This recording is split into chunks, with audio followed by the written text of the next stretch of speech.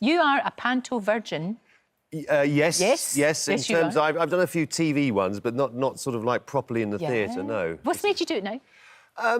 Well, they had asked me a couple of times, and I Right. sort of said no, and I thought, oh, I don't know really. But then we had a meeting earlier this year, and they said, well, we're doing Aladdin this year, and Aladdin's a very good story. Some of the pantomimes, the storylines were a bit thin. Right. But the Aladdin one's quite a strong storyline. And they said, well, maybe you could be a narrator. And I said, what about Widow Twanky? And it's Look at you in all of your splendour. Well, that's exactly. What a fine-looking woman you make. I mean, who wouldn't? So I know I would. No, absolutely. I think everybody would. I think everybody would. And so I suggested Widow Twanky, and it's one of the great parts. It was first created in 1860. Wow. So it goes back a long, long way, as indeed does the Aladdin story. It's something to really, it's going to be great fun. We start rehearsing next week, and I'm busily learning the lines at the moment. Right. But I think also as well, when kids go, because I'm a big fan of panto, when kids go to pantomime, and often it's the first time they've gone to the theatre, so you've got a bit of a responsibility to make it as good as you can. No, absolutely, and you have to work really hard to make it look easy, don't you? Oh, yes, yeah, absolutely. It's got to look effortless. Well, yes, I don't know how effortless it's going to look. It might look extremely hard.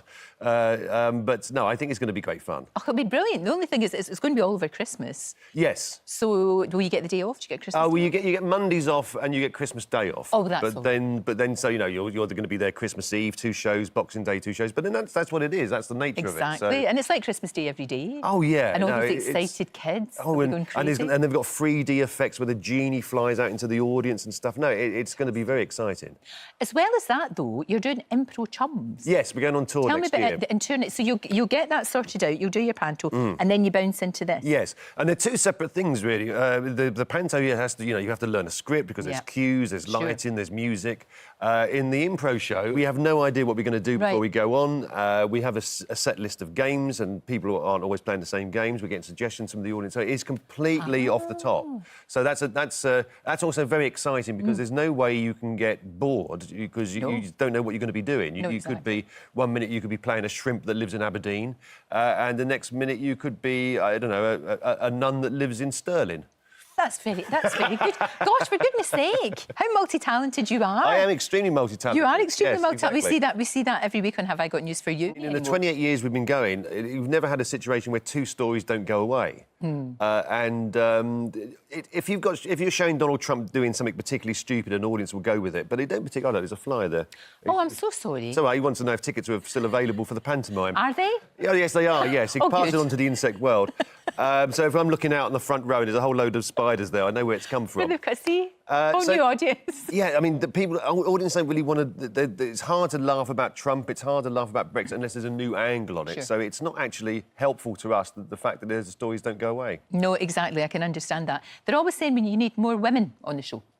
We've had quite a few women on recently. I know, it's been good. I've always been a fan of having... I mean, I do a show on BBC Radio, Just a Minute, where we always have 2 women and 2 men, and I think it's a good balance. I've always been a fan of that. No, absolutely. Would you ever have your doppelganger on, though? I beg your pardon? Your doppelganger, look. Arlene Foster. Well, I don't From know the DUP. I don't think she's got much sense of humour, though. That's the trouble. Well, I don't know who should be more upset, me or her. Her, I should think. But maybe that's when you're transformed into Widow Twanky. Well, I don't know. We're trying to sell tickets, Lorraine. Aladdin, where have you been? No, don't do it like that. No, don't do it like that, do it because people like will run screaming from the Absolutely. theatre. They really will. I want my money back. Yeah. Just like, no, definitely no. No. We featured in your show. We're very excited. Oh, yes. Our psychic cat. Oh, yes, the psychic cat, yes. Psychic cat has never been wrong. No. Psychic cat has never... You may mock psychic cat. Good. There's nothing you can't stop me. No, we can't. But psychic cat... How do we know he was psychic, apart from just eating his dinner? What makes him psychic? Or Just her? I don't know. Because psychic cat is a psychic, we know that. Oh, we know I don't that. know. I have no idea. It's the silliest thing. But during the World Cup, got all the scores right. Really? Yes. Well, there's no point in playing the games then. Just find out what a psychic cat says and everybody can go home. Well, that would save a lot of money and a lot Yeah, of France fuss. would win in says psychic cat. All right. Sorry, no point in turning up then. No point in turning it's up. Absolutely fine. Psychic cat ruins major international sports event. That's a good headline. Paul Merton, I think you're fantastic. You wouldn't get away with this at any other time of the day, you know. You wouldn't. I know. You're right. You're absolutely right.